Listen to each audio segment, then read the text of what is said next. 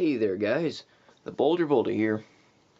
Today I am going to be doing a Bionicle MOC review. And this time I will be reviewing Garrix, one of the two beings that merged together to create Garzor.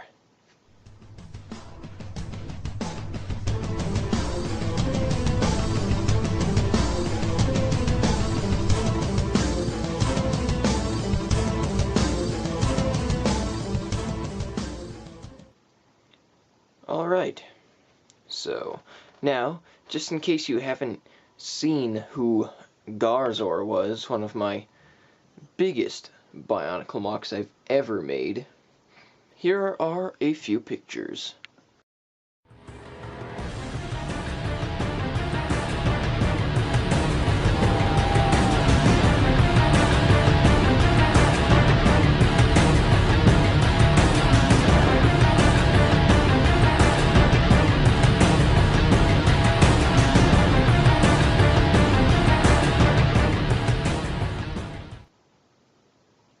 So as you may have seen in those pictures, his mask was on one of Garzor's shoulders, as along with Zorrix's mask was on his other shoulder. So that is one of the main parts that actually remained throughout the combination of Garrix and Zorrix. Their masks ended up on Garzor's shoulders, and it became a massive beast. And it was actually 18 inches tall.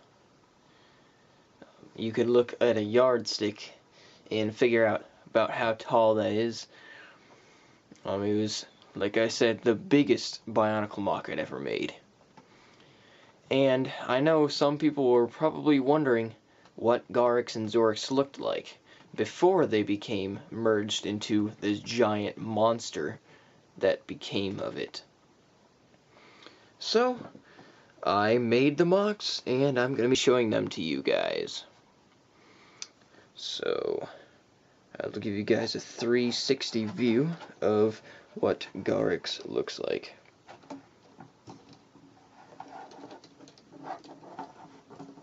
So as you can see, he's got a tail back here.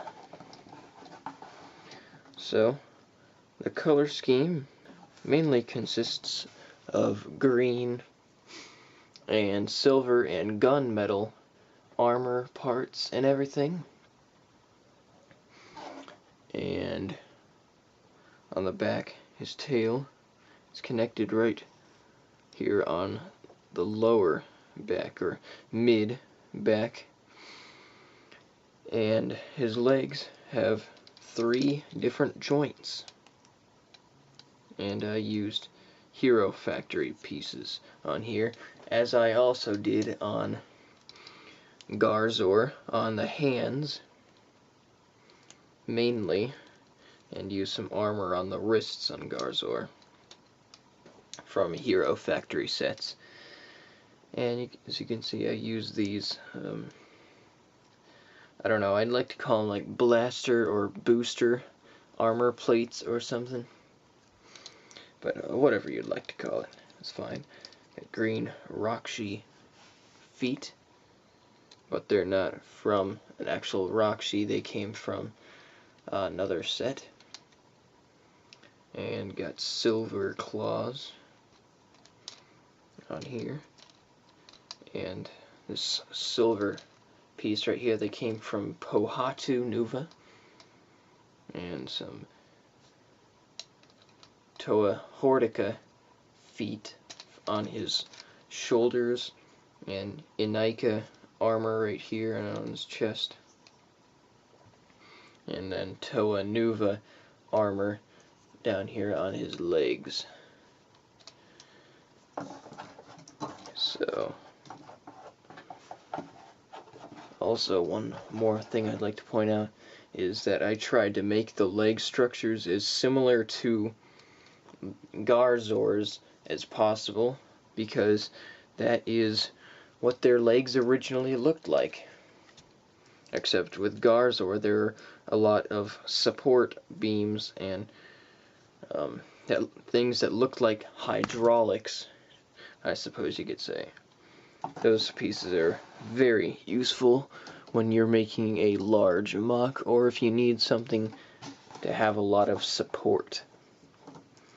Of course, this MOC was small enough that those pieces were not necessary for stability. So, there you go. And now I can talk about his backstory. Whenever he and Zorrix were originally beings like this, they worked together a lot on experimenting with protodermis, and then something bad happened. A machine was malfunctioning, and something was about to fall into the protodermis, a very important piece of technology that would allow them to collect samples of the protodermis they had in a giant vat and be able to combine them with chemicals or alloys of any kind so that they could work on creating new weapons or new armor or whatever they pleased. But unfortunately for them, it was just about to fall into the protodermis, so Garrix quickly ran over to the ledge that was near the vat and attempted to catch the piece of technology, but lost balance and fell over the edge and fell right into the protodermis. But Zorrix wasn't far behind and grabbed onto his tail and then one of his legs, but the momentum from Garrix pulled Zorrix in as well, and they both fell into the protodermis. And then, inside the protodermis, they lost all consciousness. And then, not too much time later, they both woke up. And then, they realized they weren't two people anymore. They were the same being. They became one, and they became Garzor. So, that's how it all went down, whenever they became Garzor, the giant, monstrous being. But Garzor is able to speak, just like Garrix and Zorrix, and since they both became one, both of their minds became the same. So they don't have a split personality or fight over which way to go or anything like that. No, they became one, and both of their memories were merged together, and all of their knowledge merged together. So it's super smart. And, of course, a lot smarter than many would think.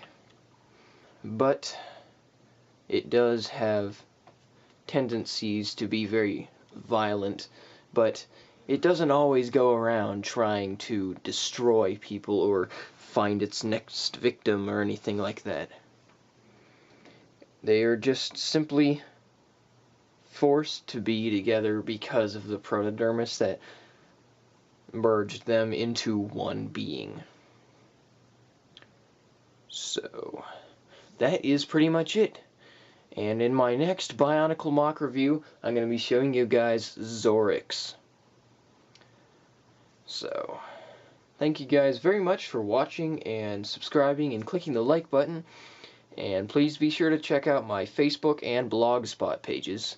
I will have some exclusive photos of this character on my Facebook page, and on my blog, I'm going to have The Good Trader, a story that I've written for my Hero Factory MOCs. A story that I've written that has to do with the fall of the Hero Factory. and The Good Traitor is about a villain who actually becomes good. Hence the name The Good Traitor. So, I hope you guys liked that story, and I hope you guys liked this MOC, and I hope you found it interesting. So, I will see you guys again in my next video. Have a great day. Bye.